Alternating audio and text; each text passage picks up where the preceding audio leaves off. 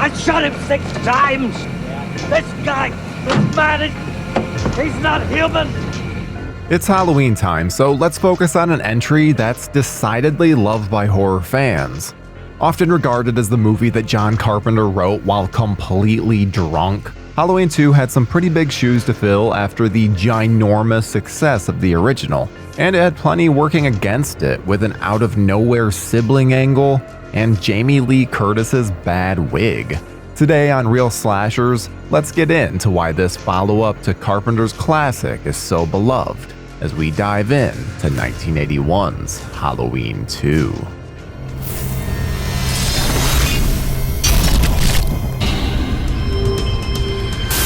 I've been trick-or-treated to death tonight. You don't know what death is. If you're wondering how on earth Carpenter even wrote Halloween 2 when he very clearly didn't want to, well, due to litigation, of course. See, Carpenter had agreed to make The Fog with Irwin Yablans and then follow it up with Halloween 2. Carpenter hated this agreement and instead went around Yablans and got The Fog financed elsewhere. But Irwin wasn't exactly happy about this and sued him, since he was supposed to make the film with him.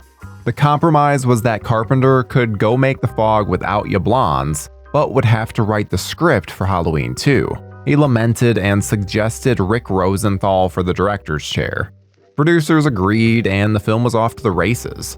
I feel like all of this is important to mention as there's often confusion about Carpenter's involvement.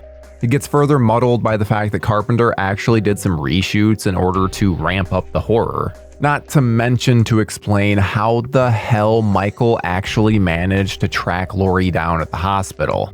And Carpenter wrote the score with Alan Howarth, giving it a decidedly more 80s sound with its usage of a synthesizer versus a piano.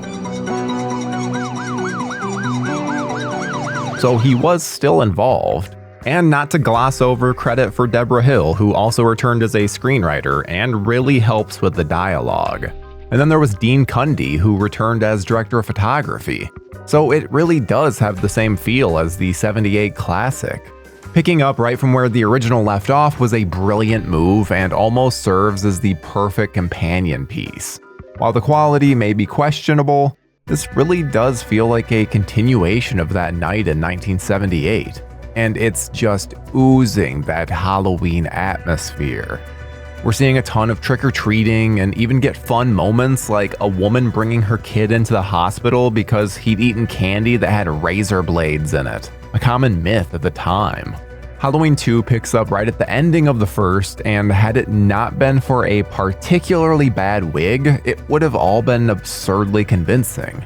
Unfortunately, Jamie Lee had chopped off all of her hair, and they just didn't get a wig that worked. So instead, we're left with whatever this monstrosity is. And it makes sense to have Laurie in the hospital after all she's been through. But it would have been nice if she was a little more, engaged with the plot. She's mostly just laying around until she finally has to run away from Michael. And it's pretty common criticism that makes it pretty mind-blowing that they make the exact same mistake again with Halloween Kills. And yes, this is the movie where it's established that Michael and Laurie are brother and sister. Growing up, this was always just an absolute. They were siblings, but with various retcons over the years. That happened to be completely erased with the David Gordon Green trilogy. But I think it's an interesting element that makes Michael different from a Jason Voorhees type. He's a man on a mission. The cat and mouse between Michael and Laurie does a good job of ramping up the tension throughout the film. You're constantly on the edge, just waiting for Michael to finally reach his prey. And the film does a good job of psyching you out a few times. And while we'll get into a majority of the finale during slicing up a scene, I do have to point out how much Carpenter really wanted Michael to be dead here. I mean, just look at this shot. You can see him breaking down into ash, though we all know how that went. Police are searching the entire area for a mental patient who escaped last night from the Smiths Grovewarn County Sanitarium. He is now believed to be at large in Haddonfield.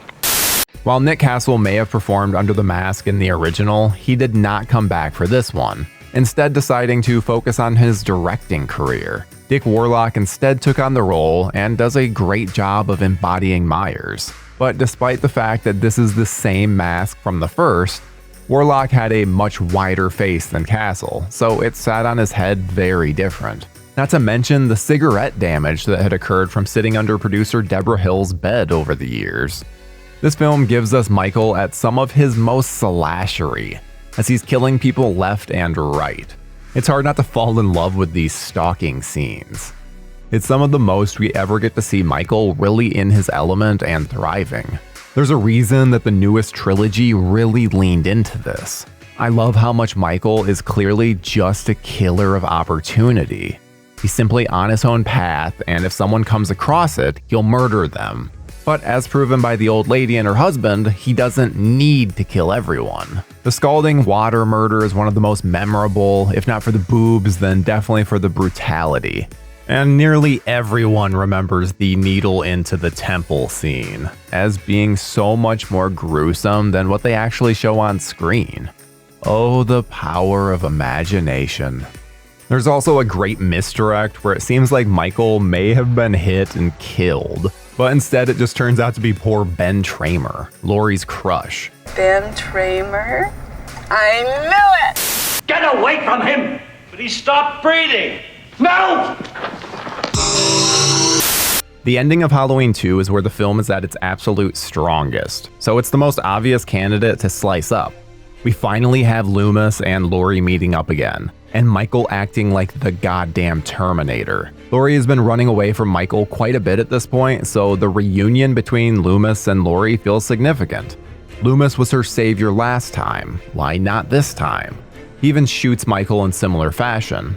But just like then, Michael gets up with no problem, and murders the cop who's dumb enough to get close to him. Michael's pursuit of Loomis and Laurie has so much ferociousness, and the way they both try and find any sort of escape from him, their panic is palpable. One of the reasons that Michael is so great in this movie is how other characters react to him. They're downright fucking terrified, and you can feel it. It doesn't hurt that he's really laying into these people. And when they get locked in that room as Michael just bangs on the door, eventually bursting through it, he quickly dispatches of Loomis, and Laurie is finally set to face her fears. It's great because, unlike the first film, she has a tool to protect herself, even though we've seen guns haven't exactly been useful against him. But she does the smartest thing I could imagine a character doing in this situation and shoots him in the eyes, blinding him. Absolute genius move. Michael swings around wildly, and we get to see that Loomis isn't dead, thank God. And he knows what he has to do, and unfortunately he has to go down with him. Loomis's sacrifice in order to take down Michael may be softened by later sequels, but it's still a great moment here and shows the threat that Loomis perceives Michael to be. And when Michael comes bounding out of the fire, completely engulfed, collapsing in front of Laurie, it feels like finality, even if it's anything but. What's the count? 10. So far. Halloween 2 released in the United States on October 30th, 1981, and brought in over $7.4 million on its opening weekend. The film would end its run at $25.5 million domestically. While this was well short of the original's earnings, these were still considered great numbers for a horror film with a measly budget of just $2.5 million. Like most slashers at the time, critics hated Halloween 2, giving it a 33% rating on Rotten Tomatoes. Not exactly a massive surprise given that so many people blamed Halloween for the onslaught of slashers during the 80s. There seemed to be a bit of a grudge against the film. Even as someone who doesn't hold the film in as high of regard as many fans, I can't help but scoff at the low rating. The movie would receive a novelization as well as a television cut that would see most of the violence excised. The Halloween series was recently in the news due to the fact that the Ahhhs are shopping around the rights. But it wasn't the film rights, it was the TV rights. So we could end up seeing Michael Myers on the small screen before we know it. Whatever happens, we'll always have Michael slicing and dicing his way inside Haddonfield Memorial. It's time, Michael.